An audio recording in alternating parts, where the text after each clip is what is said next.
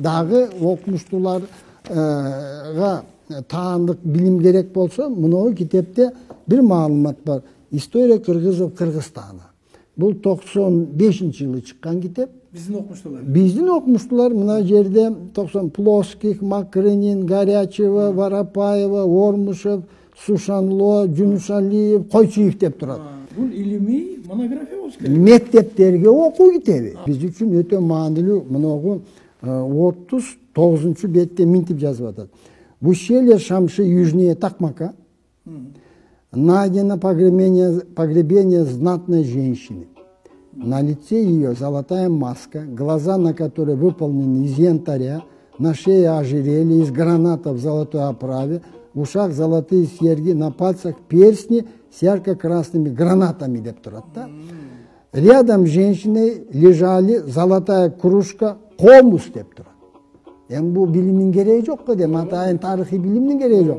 Комус окованы серебром, красивая, украшенная самоцветами конская сбруя от чабдык и бронзовый казан. Находка в ущелье Шамши, представленная коллекцией прекрасных ювелирных украшений, самая богатая в Средней Азии и Казахстане. Датасы кандай көргөзүлгөн бул эми? Биздин доордон 3 кылым мурда коюлган сөйөк деп атат.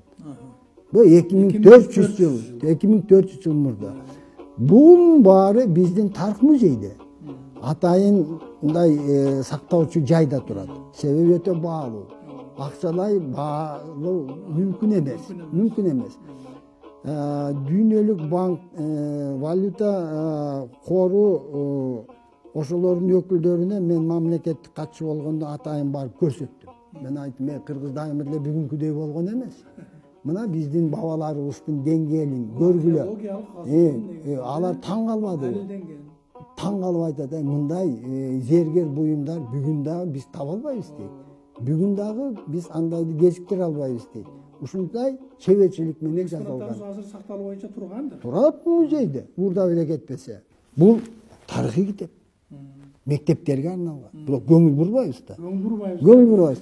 Демек, жана комуз пазырык дөбөмүздө 2600 жыл мурда коюлса, ал эми пайда болгону бери дегенде 3000 жыл деп бышык айтсак болобу? Болот. 10 жыл мурун мен Кыргыздын 6000 жыл тарыхын илимий далилденгенин талай жолу жазып, Эркин Тоо гезити басып, ар кандай китепче кылып чыгарып, ал 10.000 жыл мурун Кытайлардан мурда эле биз илимий далилдегенбиз. Билими жок адамдар бир эле көргөндө Кыргыздын тарыхын тааныйт деген сөз болуп атат да.